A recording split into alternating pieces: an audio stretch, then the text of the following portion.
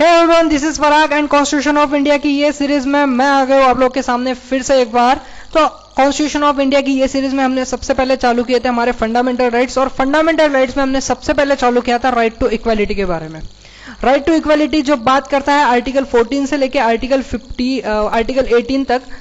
हमने दो आर्टिकल देख लिए थे जो कि है आर्टिकल 14 और आर्टिकल 15। अगर अभी तक आप लोगों ने वो वीडियो नहीं देखे है तो मेरे कॉन्स्टिट्यूशन ऑफ इंडिया की सीरीज में वो वीडियो है, आप जाके देख सकते हो। आज चालू करेंगे आर्टिकल 16 के बारे में जो कि बात करता है equality and opportunity in public employment, जैसे कि आप लोगों को ऊपर दिख रहा है ना। अब इसका मतलब क्या है? अब जो सरकारी नौकरी है सब चाहते हैं कि उनको सरकारी नौकरी मिले, सब चाहते हैं कि उनको सरकारी नौकरी मिले जिससे लाइफ सेट हो जाए एक बार, है ना। तो equality and opportunity in public employment. अब आर्टिकल 16 बोलता है कि सभी को मतलब अपॉर्चुनिटी है, मतलब सभी को समानता है, सब एक पब्लिक एम्प्लॉयमेंट में एम्प्लॉयमेंट मिल सकती है, मतलब सरकारी नौकरी सभी को मिल सकती है। किसी को रोका नहीं जाएगा कि आपको सरकारी नौकरी नहीं मिलेगी, आपको सरकारी नौकरी नहीं मिलेगी, सबको है। बट जो आर्टिकल 16 है ये कुछ एक्सेप्शंस के साथ हमारे पास आया है, मतलब ये जो राइट हमको मिला है ना कुछ एक्सेप्शंस के साथ मिला है। तो इसके एक्सेप्शंस देखते हैं आगे क्या है। सबसे पहले जानते हैं ये जो आर्टिकल 16 है ये एप्लीकेबल किस पे है। तो आर्टिकल 16 जो है एप्लीकेबल है सारे इंडिया के सिटीजन्स पे। आर्टिकल 14 जो बात करता था, जो कि एक बड़ा टर्म है आर्टिकल 14, उसके अंदर आता है आर्टिकल 15, उसके अंदर आता है आर्टिकल 16।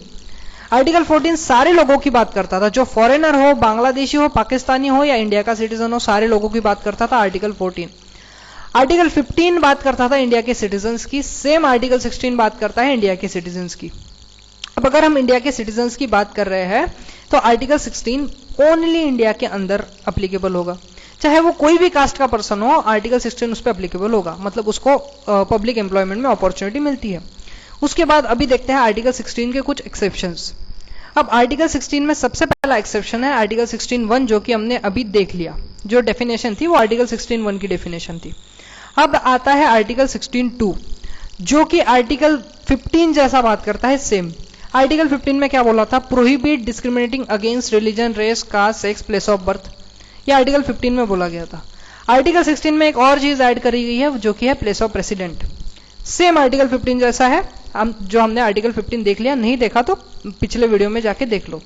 अब आता है आर्टिकल 16(3) जो कि बात करता है अगर आपको कोई पब्लिक एम्प्लॉयमेंट में आना है, अगर कोई पब्लिक एम्प्लॉयमेंट में आपको आना है तो आपके पास कोई स्पेसिफिक नॉलेज होना पड़ेगा, मतलब कोई क्वालिफिकेशन होना चाहिए वो पब्लिक एम्प्लॉयमेंट में आने के लिए। विदाउट वो नॉलेज आप वो पब्लिक एम्प्लॉयमेंट में नहीं आ सकती, एक एक्सेप्शन है जो कि इंपॉर्टेंट भी है, मतलब कोई भी उठसुट आ जाएगा ऐसा थोड़ी चलेगा, उसके पास वो स्पेसिफिक नॉलेज होना चाहिए। आर्टिकल 16(4) बात करता है, जो कि मोस्ट इंपॉर्टेंट आर्टिकल है, हम इकोनॉमिकली बैकवर्ड क्लास के लिए रिजर्वेशन कर सकते हैं क्या पब्लिक एम्प्लॉयमेंट में? तो हाँ, कुछ सीट जो है इकोनॉमिकली बैकवर्ड क्लास के लिए रिजर्व हो सकती है। उसी में आर्टिकल 16(4)(a), आर्टिकल 16(4)(b) बात किया गया है। आर्टिकल 16(4)(a) क्या बोलता है? तो आर्टिकल 16(4)(a) बोलता है जैसे हम इकोनॉमिकली बैकवर्ड क्लास के पीपल के लिए कुछ सीट्स रिजर्व कर रहे हैं ना, वैसे ही जो SC और ST कास्ट वाले पीपल है उनके लिए भी कुछ सीट्स जो है वो रिजर्व की जाएगी, उनके लिए भी कुछ सीट्स रिजर्व की जाएगी।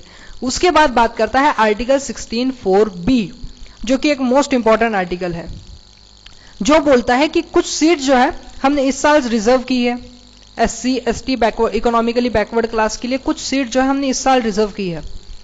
तो सारी सीट जो है, मतलब कुछ वैकेंसीज है, जैसे कि मैं सपोज एग्जांपल लेता हूं, कुछ 100 सीट्स मैंने इस साल जो गवर्नमेंट ने है रिजर्व की गई है पब्लिक एम्प्लॉयमेंट के लिए, SC ST और इकोनॉमिकली बैकवर्ड क्लास के पीपल के लिए।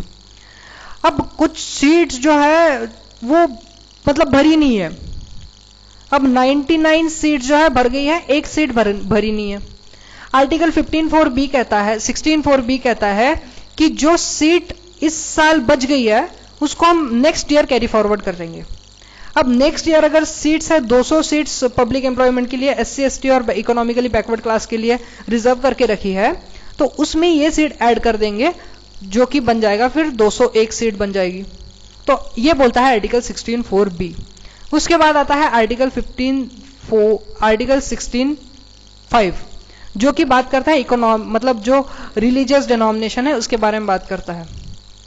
अगर ऐसा कोई लॉ आता है कि बोलता है कि जो ये रिलीजन का मेंबर है यही रिलीजन में प्रैक्टिस करेगा, मतलब दूसरे रिलीजन का मेंबर ये रिलीजन में प्रैक्टिस नहीं कर सकता, अगर ऐसा कोई लॉ आता है तो आर्टिकल 16(5) बोलता है कि ये लॉ को हम इनवैलिड नहीं मानेंगे, इसको हम वैलिड लॉ मानेंगे।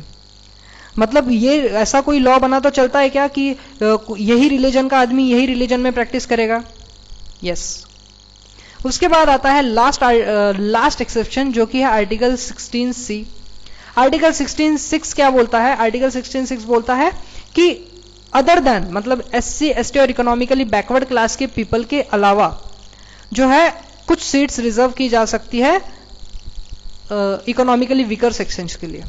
मतलब जो SC, ST और इकोनॉमिकली बैकवर्ड क्लास में नहीं आते हैं उसके अलावा अगर कोई आता है जो इकोनॉमिकली वीकर सेक्शन में लोग आते हैं उनके लिए कुछ सीट्स रिजर्व की जा सकती है। ये हो गया हमारा आर्टिकल 16। तो आर्टिकल 16 एक मोस्ट इंपॉर्टेंट आर्टिकल है जो कि आपको पढ़ना चाहिए।